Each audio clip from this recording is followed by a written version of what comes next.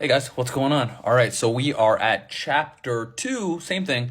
I 224. Do not use God's name in your oaths as an excuse for not doing good, not guarding against evil or not making peace between people. And God is all hearing, all knowing. God will not hold you accountable for your unintentional oaths, but for what you have intended in your hearts, and God is all forgiving, most forbearing. So I'm going to try to understand this the best I can, and obviously, as I do my research and kind of play around and talk to people, it's great to understand this.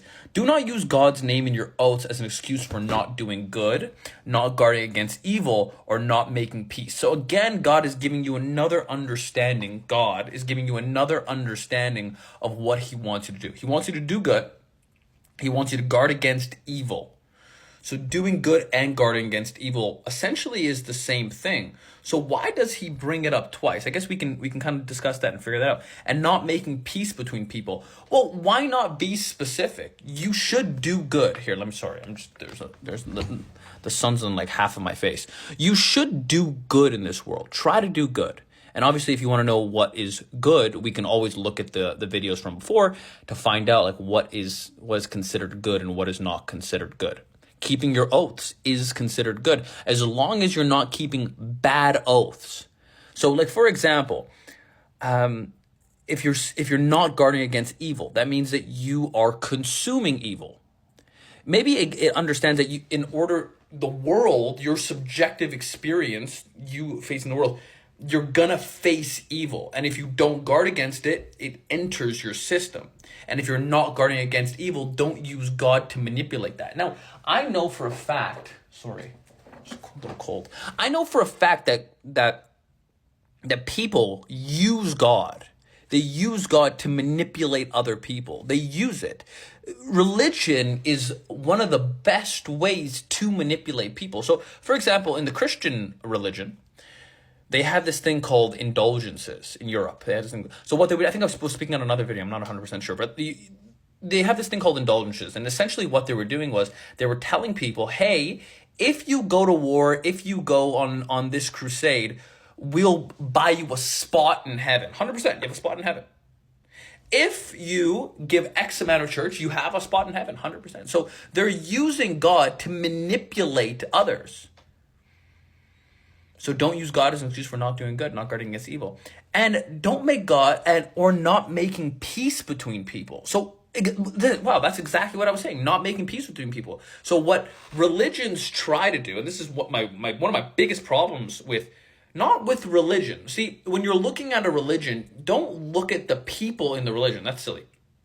What you should do is you look at the religion itself. Because people, human beings, are always trying to manipulate religion. They're always trying to do that. So, for example, if somebody's telling you you need to go and attack this person because God says so. You need to do something evil because God says so. How many human beings would just do that? If you're part of a religion, or if you have this kind of religious style thinking, you have a lens, a tint. Like you have sunglasses that make you see things a certain way. And if you have that tint, and let's just say you say, okay, well, God says so, I better go to war, I got to do this, without proper understanding, you could actually end up corrupting your own soul. In other words, always worry, always be on guard against evil. Always be on guard to when you're about to do something evil. You know, I had this phrase. It went like this. It doesn't really make a lot of sense, but I think it makes sense. It makes sense to me. Don't let the wolves at the door make you become a wolf. In other words, in order to fight a demon, you have to become a demon. And I don't agree with that at all. Actually, I think that if there's wolves at the door, you have to figure out how to be a stronger man. You don't need to stoop down to their level. You don't need to be a wolf as well. Because evil, it seems like a disease. It seems like a parasite that can jump into your head. If somebody punches you, if somebody does evil onto you, and you do evil back onto them, doesn't that make you evil? Now the question is, like, if somebody does evil to you and you do evil back to them, do you have justice to do, is that justice to do evil back to them? Maybe, but what I would say to that is possible, right? Eye for an eye, tooth for a tooth. But it's probably better to forgive. It's probably better to look the other way. But not always. This is the struggle. Because what stops people from abusing you? You know, for example, if you look at what's happening in the Middle East, it's like, you should be able to stand up for yourself. But then to what degree? Probably not the degree that it corrupts your soul. Probably not the degree where you end up hurting somebody else. I'll tell you guys a story if you guys want to know a story. I was in Colombia, just traveling, like backpacking 2 years ago, 3 years ago. Colombia, I was in Medellin, and I was studying Spanish when I was there. And one person that I met was a soldier. He was a soldier from the country that sounds like not surreal. He was a soldier from there. And essentially after they're in the army, what they all do is they go travel the world. So I'm talking to this guy and we're hanging out, and I've never met somebody who was more ashamed of their actions.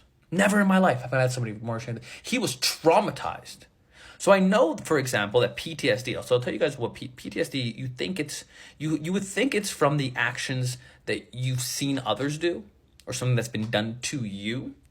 A lot of the time people have PTSD for the things that they've actually done themselves. And a lot of ex-military guys are in Medellin. Either they're training jiu-jitsu or they're backpacking, and a lot of them are very anti-war. And they're anti-war because they know what it is.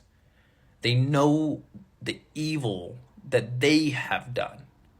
But it's interesting, right? Because somebody does something bad to you, and then you want revenge. You do something bad for them. You ever get into an argument and they say something to you, and you say something to them, and then they say something to you, and you say something to them, and then you go, oh, and then you're in the heat of the moment, and then you go for a walk. You go, oh, did I do that? Did I say that? In other words, you'll always be manipulated into doing evil. And if you don't guard against evil, really, not guarding against evil, if you don't guard against evil, evil will get you. You have to stay on guard. You have to stay vigilant. And I think I was reading a little bit forward. I think this is what the prayer is for. And I'll tell you about that a little bit. I kind of discovered this idea, and I'm curious to hear what you guys think. Now, God will not hold you accountable for your unintentional oaths.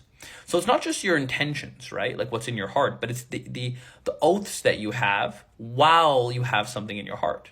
And that what that means to me really is, if you do something evil, but you do it out of habit, or you don't know what you're doing, God is saying, well, he won't hold you accountable for that. But what if you know what you're doing and you do evil?